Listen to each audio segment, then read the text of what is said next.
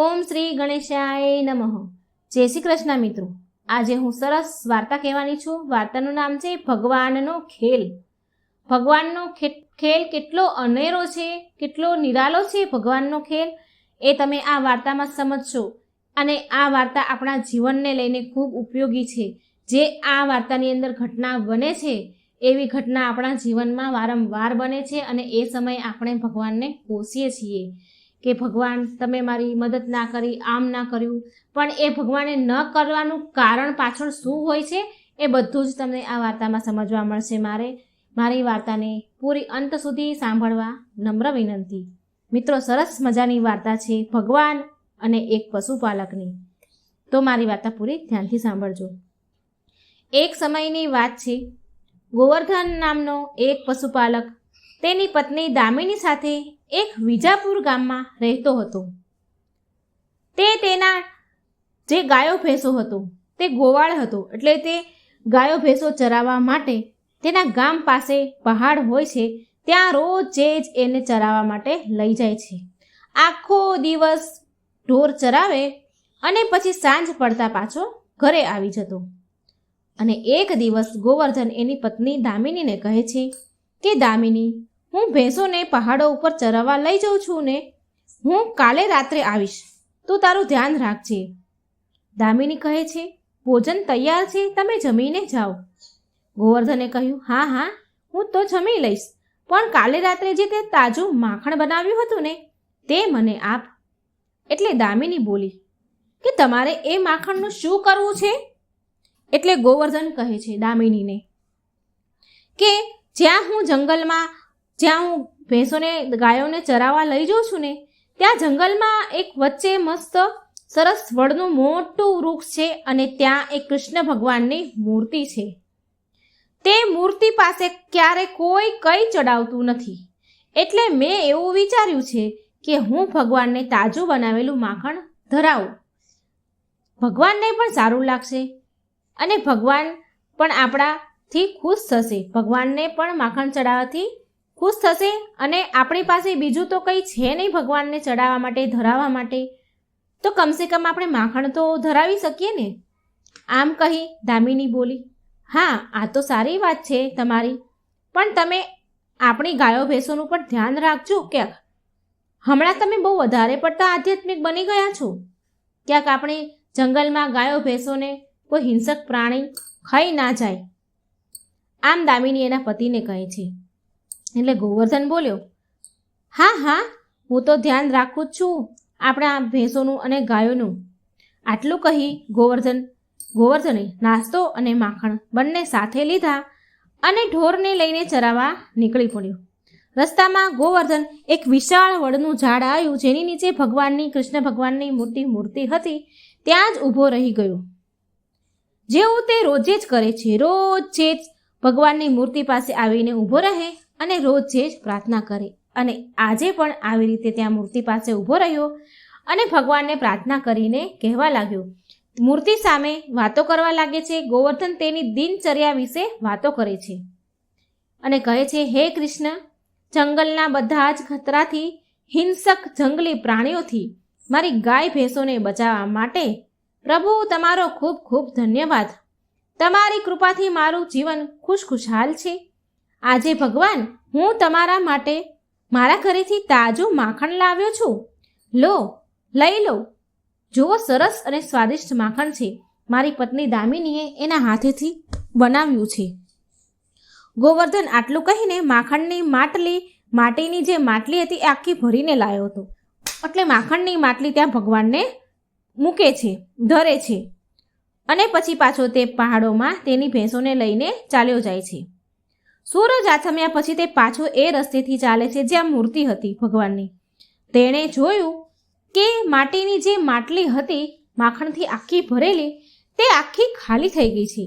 ખાલી માટલી જોઈને ગોવર્ધન આશ્ચર્ય પામ્યો અને કહેવા લાગ્યો કે ભગવાન, તમે મારું માખણ સ્વીકાર્યું, મારી ભેટ સ્વીકારી। તે બહુ પ્રસન્ન થયો ગોવર્ધન, ખુશ થઈને કહેવા લાગ્યો કે પ્રભુ, તમે મારી પર ખૂબ દયા કરી અને મારું માખણ તમે જમ્યા, મને ખૂબ આનંદ આવ્યો, ભગવાન તમે મારી બધી જ વાત સાંભળી લો છો? એ એવું ગદગદ અવાજથી બોલવા લાગ્યો. પ્રભુ, હું તો ધન્ય થઈ ગયો, મારું માખણ ભગવાન શ્રી કૃષ્ણએ ખાધું. આમ તે ખૂબ ભગવાન સામે એની ભાવના વ્યક્ત કરવા લાગ્યો.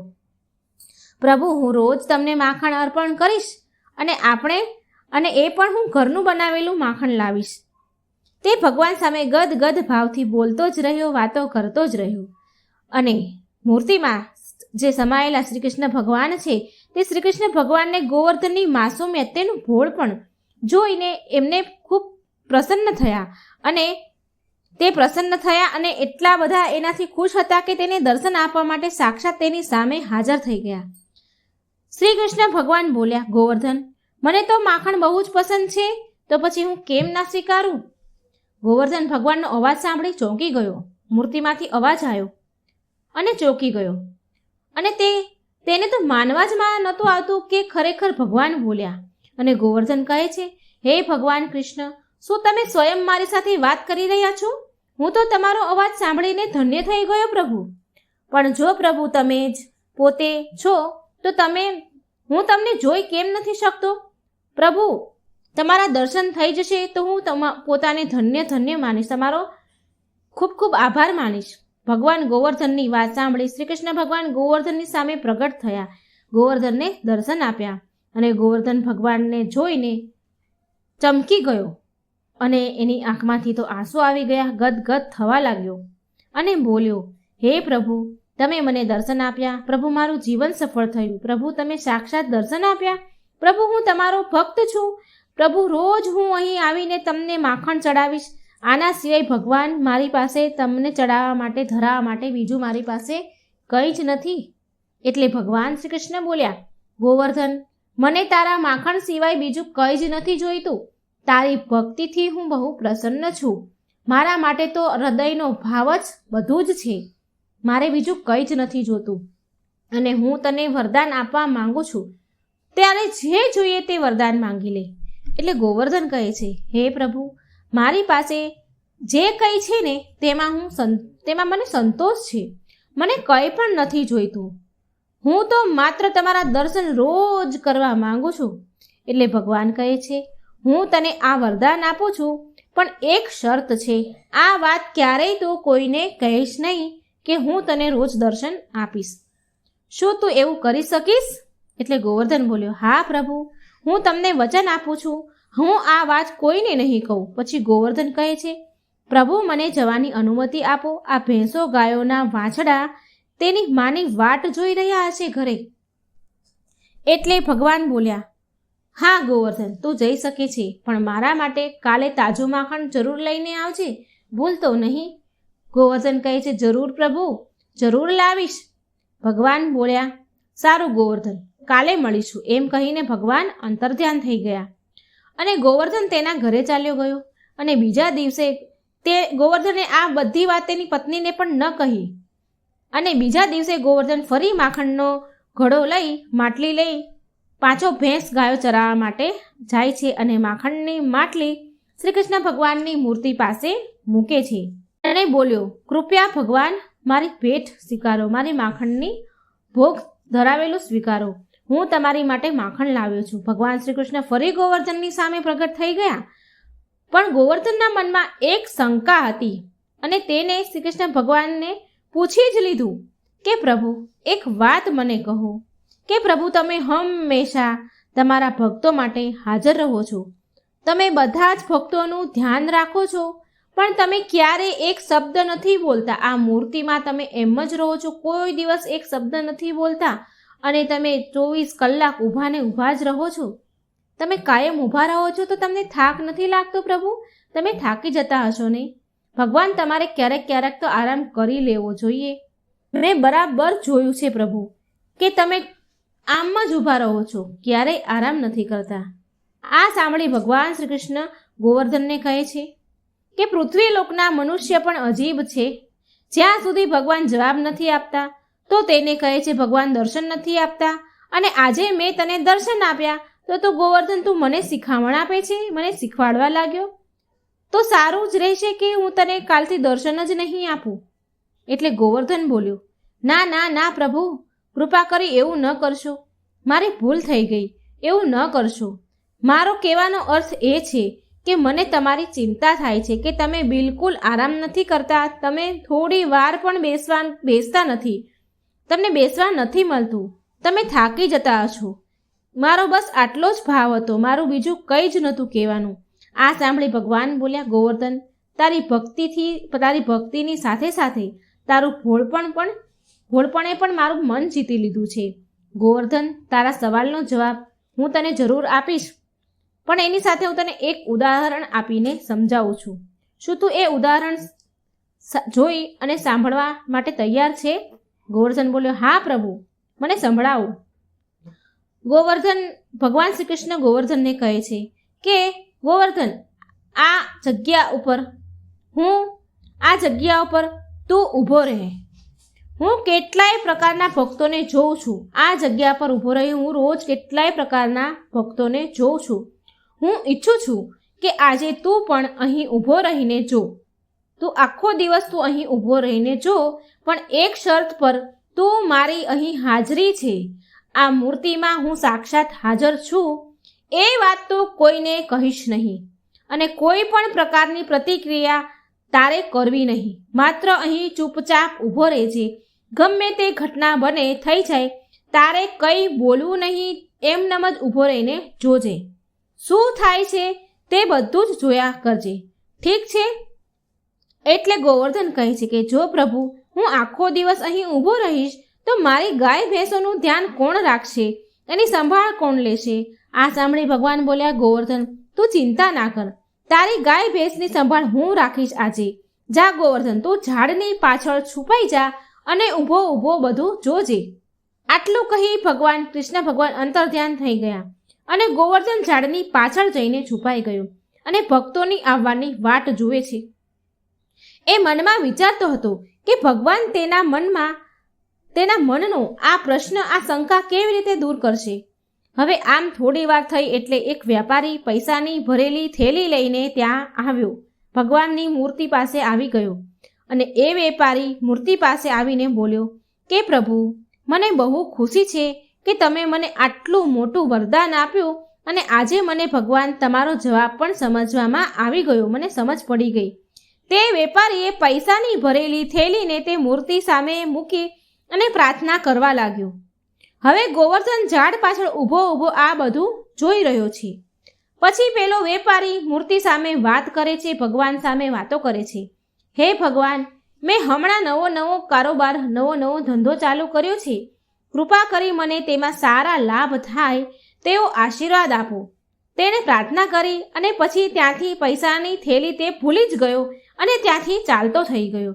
હવે ગોવર્ધન આ બધું જોઈ રહ્યો છે અને તેણે તે પણ જોયું કે તે વેપારી પૈસાની થેલી ત્યાં જ ભૂલીને ચાલ્યો ગયો અને બોલે છે કે અરે, આ વેપારી તો પૈસાની થેલી અહીં જ ભૂલીને ગયો.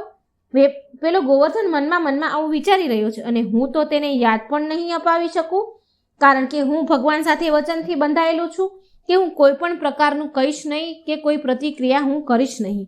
હવે મારે કેવી રીતે કહેવું?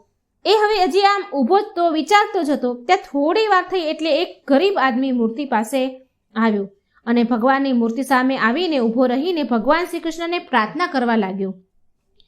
કહેવા લાગ્યો એ ગરીબ આદમી કે પ્રભુ, હું બહુ ગરીબ છું, મારા પરિવાર પાસે ખાવાનું પણ કંઈ જ નથી, મારો પરિવાર કેટલાય દિવસથી ભૂખ્યો છે. ભગવાન, હું કેટલાય દિવસથી ભૂખ્યો છું, માટે ભગવાન, હું તમારા ચરણમાં આવ્યો છું, કારણ કે ભગવાન, તમે બધા લોકોનો ઉદ્ધાર કરો છો, બધાના દુઃખ દૂર કરો છો, બધાની જ મદદ કરો છો. પ્રભુ, તમે કોઈ એવો માર્ગ બતાવો કે જેનાથી મારા પરિવારનું હું ભરણ પોષણ કરી શકું. જેવી તેને ભગવાનને પ્રાર્થના કરી અને આંખો ખોલી તો એ ગરીબ માણસે ભગવાનની મૂર્તિ પાસે પૈસાની પોટલી જોઈ અને તે ખુશ થઈ ગયો. એટલે તે ગરીબ માણસ બોલ્યો કે હે પ્રભુ, તમે તો ખૂબ દયાળુ છો, તમે આટલી જલ્દી મારી ઈચ્છા પૂરી કરી દીધી, મારી પ્રાર્થના સ્વીકારી. હું આ પૈસાથી મારા પરિવારનું ભરણ પોષણ કરીશ, તેમની ભૂખ આજે હું મટાડીશ. પ્રભુ, તમે ખૂબ દયાળુ છો. અને તે ગરીબ આદમી ત્યાંથી પૈસાની થેલી લઈને ખુશ થઈને નીકળી ગયો. આ બધું ગોવર્ધન ઝાડ પાછળ ઊભો જોઈ રહ્યો છે. થોડી વાર થઈ એટલે ફરી ત્યાં ત્રીજો ભક્ત આવ્યો. તે એક સાપનો મદારી હતો. તેનું નામ હતું ભોલારામ અને તે પણ મૂર્તિ સામે કૃષ્ણ ભગવાનની મૂર્તિ સામે આવી અને પ્રાર્થના કરવા લાગ્યો. અને ભોલારામ કહે છે કે હે મારા પ્રિય કૃષ્ણ, હું સાપોનો મદારી છું. સાપોને પકડવામાં અને લોકોનો જીવ બચાવવાના મારા આ કામથી હું ઘણો ખુશ છું.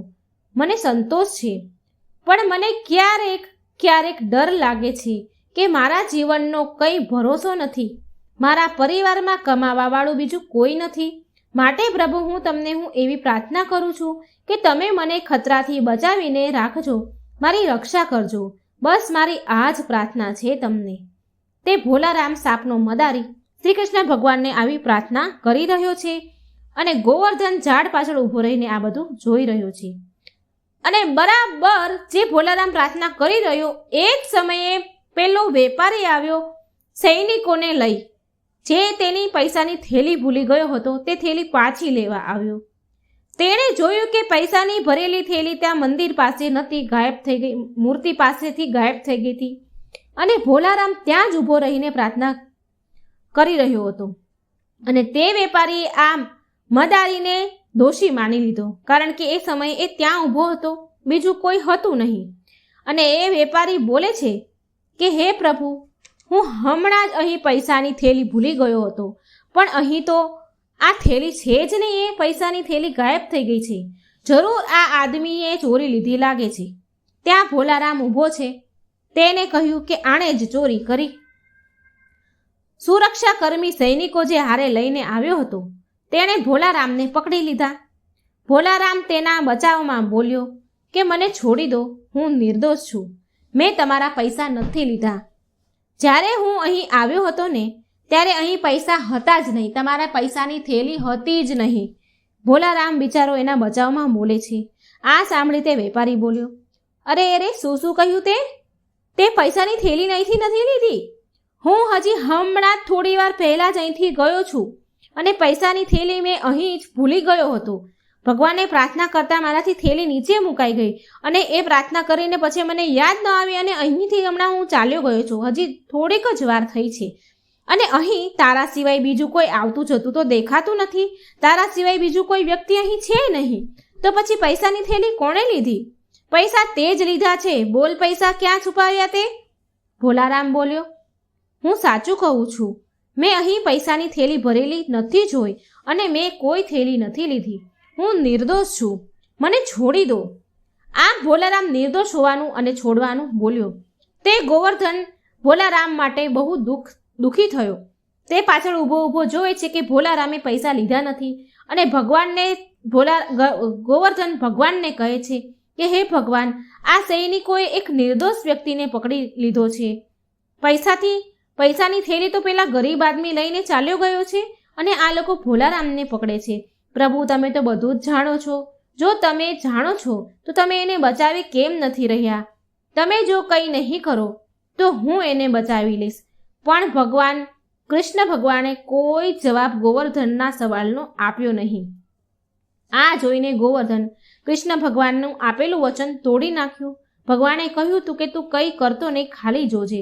પણ હવે તે ગોવર્ધને વચન તોડી નાખ્યું અને તે સૈનિકો પાસે, તે વેપારી પાસે ગયો અને તેને બધી જ સચ્ચાઈ કહી સંભળાવી. ગોવર્ધન કહે છે, વેપારી ભાઈ, આ આદમીને છોડી દો. આ આદમીએ પૈસા નથી લીધા. આ નિર્દોષ છે. એટલે તે વેપારી ગોવર્ધનને કહે છે, તું કોણ છે અને તને કેવી રીતે ખબર કે આ પૈસા આણે નથી લીધા? એટલે ગોવર્ધન બોલ્યો કે હું ગોવર્ધન છું, એક ગોવાળ છું, પશુપાલક છું અને મેં એક ગરીબ આદમીને અહીંથી પૈસાની થેલી લઈને જતા જોયો છે અને થોડી વાર પહેલાં જ પેલી દિશામાં એ ગયો છે. તમે જલ્દી જશો ને તો એ હજી રસ્તામાં જ ચાલ્યો જતો હશે, તમને તે મળી જશે. વેપારી બોલ્યો કે તું સાચું કહે છે? ગોવર્ધનને કહે છે.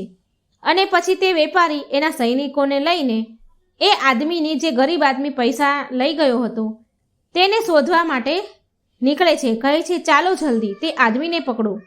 સુરક્ષા કર્મીઓ, સૈનિકોએ એ ગરીબ આદમીને શોધી લીધો અને તેને પકડી લીધો. તેની પાસેથી બધા જ પૈસા લઈ લીધા અને ભોલારામને છોડી દીધો. હવે ભોલારામ ગોવર્ધનનો આભાર વ્યક્ત કરીને ત્યાંથી ચાલ્યો ગયો. હવે નિર્દોષ આદમીને છોડાવીને ગોવર્ધન બહુ ખુશ થઈ ગયો અને ગોવર્ધન ફરી ભગવાન કૃષ્ણને બોલાવે છે.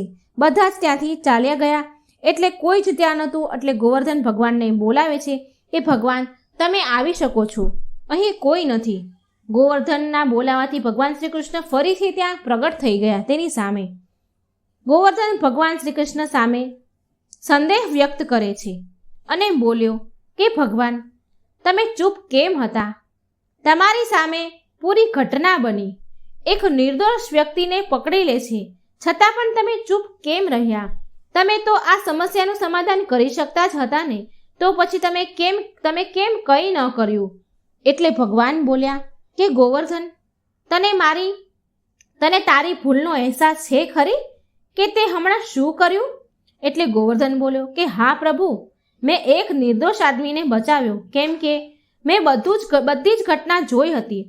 મને ખબર છે કે તે પૈસાની થેલી ગરીબ આદમીએ લીધી છે, તે ભોલારામે નહોતી લીધી. માટે નિર્દોષ ભોલારામને તેના અપરાધની સજા જો મળત તો તે ખોટું થાત. તેણે અપરાધ કર્યો જ ન હતો, માટે મેં તમારી શરત તોડી દીધી અને મેં નિર્દોષ આદમીને બચાવી લીધો અને મેં સાચું કહી દીધું. એટલે કૃષ્ણ ભગવાન ગોવર્ધનને કહે છે કે તને એવું લાગે છે કે તે ભોલારામને બચાવ્યો, પણ હકીકતમાં તો એનું મૃત્યુનું કારણ તું બની ગયો. ગોવર્ધન કહે છે કે હે પ્રભુ તમે શું કહી રહ્યા છો? એટલે ભગવાન કહે છે કે તું નથી જાણતો કે તું ભોલારામનું મૃત્યુનું કારણ બની ગયું. એટલે ગોવર્ધન બોલ્યો કે હે ભગવાન આ તમે શું બોલી રહ્યા છો? હું તેના મોતનો જવાબદાર કેવી રીતે છું? મને સમજાવો, મને કંઈ સમજ ન પડી. એટલે ભગવાન શ્રી કૃષ્ણ ગોવર્ધનને કહે છે કે આપણે જે કંઈ કર્મ કરીએ છીએ ને તે એકબીજાથી જોડાયેલ હોય છે.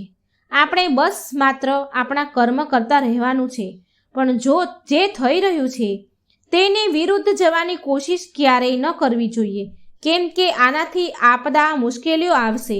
એટલા માટે મેં તને માત્ર જોવા માટે જ કહ્યું હતું. કોઈ પણ જવાબ આપવાની મેં તને ના પાડી હતી, પણ તે મારી વાત ન માની. એટલે ગોવર્ધન બોલ્યા ભગવાન આમાં તો મને મારી ભૂલ ક્યાંય નથી દેખાતી. મેં શું ભૂલ કરી? મને કંઈ ખબર ન પડી. કૃપયા મને માર્ગદર્શન આપો. ભગવાન શ્રી કૃષ્ણ બોલ્યા સાંભળ, સૌથી પહેલી વાત છે કે તે ભોલારામને હમણાં જ અહીં થોડી જ ક્ષણ પહેલાં જ તે છોડી દીધો. એને સૈનિકોએ છોડી દીધો અને એક સમયે તે જઈ રહ્યો હતો ત્યારે તેનું થોડી વાર પહેલાં જ નિધન થઈ ગયું છે, તેનું મૃત્યુ થઈ ગયું છે. ગોવર્ધન બોલ્યો કે શું પ્રભુ, ભોલારામનું મૃત્યુ થઈ ગયું છે? તે હાય કરવા લાગ્યો. એટલે ભગવાન બોલ્યા હા ગોવર્ધન, આ તારી ભૂલના કારણે જ થયું છે. જો તે એને જેલમાં જવા દીધો હોત તો તે સાપ પકડવા ન ગયો હોત અને તે બચી જાત, અને પેલો બિચારો ગરીબ આદમી તે પૈસાથી તેના પરિવારને ખવડાવત. કેટલા દિવસથી તેનો પરિવાર ભૂખ્યો હતો, તો એની ભૂખ શાંત તે પૈસાથી થઈ જાત. એ પૈસાથી એના પરિવારનું ભરણ પોષણ થઈ જાત. પણ હવે તો તે ગરીબ આદમીને પકડી લીધો અને તેનો પરિવાર ભૂખથી જ મરી જશે. અને આ બધું એટલા માટે થયું કે મારી વાત ન માની તે અને બધું જ સાચું તે વેપારીને કહી દીધું. એટલે ગોવર્ધન બોલ્યો કે પ્રભુ, તે વેપારી કમસે કમ તેના નુકસાનથી તો બચી ગયો ને, મારા કારણથી તેનું નુકસાન થતાં રહી ગયું. ભગવાન કહે છે ગોવર્ધન તું સાચું કહે છે, પણ તે વેપારીએ તેના પૈસાની થેલી જો ખોઈ નાખી દીધી હોત, ગુમાવી દીધી હોત, તો તેનું નુકસાન તો થવાનું જ હતું. તેના ઉપર એટલું બધું એ નુકસાનની અસર ન પડત. તે વેપારી હતો, તેની પાસે ખૂબ પૈસા છે, તો એની એટલા પૈસાથી એનું કોઈ એટલું બધું નુકસાન ન થાત. પણ તે ગરીબ આદમીને પૈસાથી ફાયદો થઈ જતે અને તેના પરિવારની ભૂખ પણ સંતોષ થઈ જાત. એ પૈસાથી તેનો પરિવાર પેટ ભરીને ભોજન જમત. અને બીજું, પેલા ભોલારામ જેલમાં રહીને તેનો જીવ બચી જાત, તેના પ્રાણ ના ગુમાવત. આ માત્ર એક તારી ભૂલના કારણે થયું છે. ગોવર્ધન બોલ્યો હે કાના, તમે જે કીધું તે બધું સાચું છે. મને મારી ભૂલ સમજાઈ ગઈ. મેં બહુ મોટી ભૂલ કરી. આમ તેનો પરિવાર ભૂખ્યો રહી ગયો, ભૂખના કારણે મરશે, અને આમ પેલો ભોલારામ મારા કારણે તેને સાપ કરડી અને એ મરી ગયો. ભગવાન, મારી ભૂલ થઈ ગઈ. જો તે ભોલારામ જેલમાં હોત તો આજે એ જીવતો હોત. મને ક્ષમા કરો. તમે તો બધાના જ ભગવાન છો, બધાના જ કર્મનો હિસાબ રાખો છો, અને છતાં પણ તમે શાંત રહ્યા, કારણ કે નિયતિમાં જે લખ્યું હતું એવું થવું જ જોઈએ. તમે જે કરો છો ભગવાન, તે સારું જ કરો છો. તમે જ છો જે અમારા ભાગ્યના નિર્ણય કરો છો. પણ હું તમારી મનસા, તમારી મનસ્થિતિ હું સમજી શક્યો નહીં. કૃપા કરીને મને ક્ષમા કરો. મારાથી બહુ મોટી ભૂલ થઈ ગઈ છે પ્રભુ. આમ ગોવર્ધન રડવા લાગ્યો, ભગવાનની માફી માંગવા લાગ્યો. એટલે કૃષ્ણ ભગવાન બોલ્યા કે ગોવર્ધન, આમાં તારી કોઈ ભૂલ નથી. આ બધું તો થવાનું જ હતું. આ પહેલાંથી જ નક્કી હતું. માટે પરિણામ વિશે ન વિચાર, માત્ર તારું કર્તવ્ય નિભાવ અને તેનું ફળ આપવાનું ભગવાનના હાથમાં છોડી દે. આટલું કહીને ભગવાન કૃષ્ણ ફરી અંતર્ધ્યાન થઈ ગયા અને ગોવર્ધન માટીની જે માખણની માટલી હતી તે લઈને ઘરે ચાલ્યો આવ્યો. મિત્રો, આ હતો ભગવાનનો ખેલ. કેટલો નિરાલો હોય છે, એ શું વિચારે છે એ તો એ જ જાણે છે. માટે કોઈ પણ જ્યારે આપણી જીવનમાં મુશ્કેલી આવે ત્યારે કોઈ પણ જાતની ચિંતા ન કરવી, બધું જ ભગવાન પર છોડી દેવું. તે જે કરશે સારા માટે જ કરશે. તો મિત્રો, જો મારી આ વાર્તા સારી લાગી હોય તો મારી ચેનલને લાઇક, સબસ્ક્રાઈબ અને શેર જરૂર કરજો. જય શ્રી કૃષ્ણ. રાધે રાધે. Thank you.